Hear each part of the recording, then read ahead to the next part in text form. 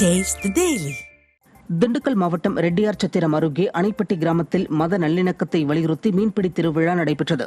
அணைப்பட்டி கிராமத்தில் பிரம்மசமுத்திர கரையில் உள்ள கன்னிமார் தெய்வம், கூத்த அப்புச்சி ஆகிய தெய்வங்களுக்கு சிறப்பு பூஜை நடத்தி மீன்பிடி திருவிழா தொடங்கியது.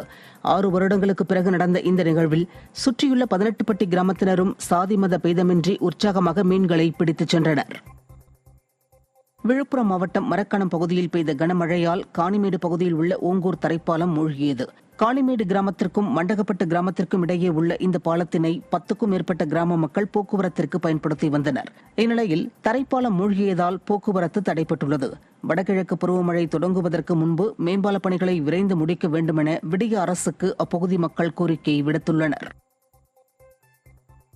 நெல்லை தச்சநல்லூர் மண்டலத்துக்குட்பட்ட 1வது வார்டு நல்மேய்ப்பர் நகர் 2வது தெரு வீடுகளுக்கு கழிவுநீர் செல்ல ஓடை அமைக்காமல் உள்ளது.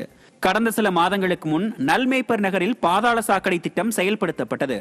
ஆனால் அதிலிருந்து கழிவுநீர் வெளியேறி அப்பகுதியில் உள்ள அனைத்து வீடுகள் முன்பும் தேங்கி உள்ளது. இதனால் நல்மேய்ப்பர் நகர் 2வது தெருவில் துர்நாற்றம் வீசுவதோடு கொசு தொல்லையும் அதிகரித்து தொற்றுநோய் பரவும் அபாயமும் ஏற்பட்டுள்ளது. விடியா அரசின் மாநகராட்சி அதிகாரிகள் மற்றும் கவுன்சிலர் ஆகியோரிடம் இதுகுறித்து பலமுறை முறையிட்டும் எந்த பலனும் அளிக்கவில்லை என்று பொதுமக்கள் குற்றம் சாட்டியுள்ளனர்.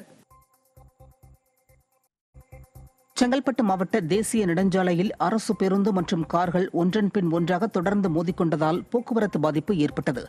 2 நாள் விடுமுறை காரணமாக தென் மாவட்டங்களுக்கு சென்று சென்னை திரும்பும் வாகனங்கள் படையெடுத்து செல்லும் காரணத்தால் மதுராந்தகம் அருகே சென்னை தேசிய நெடுஞ்சாலையில் 2 அரசு பேருந்துகள் மற்றும் 2 கார்கள் ஒன்றன் பின் ஒன்றாக மோதியதில் சுமார் 5 கிலோமீட்டர் தூரம் கடும் போக்குவரத்து நெரிசல் காணப்பட்டது.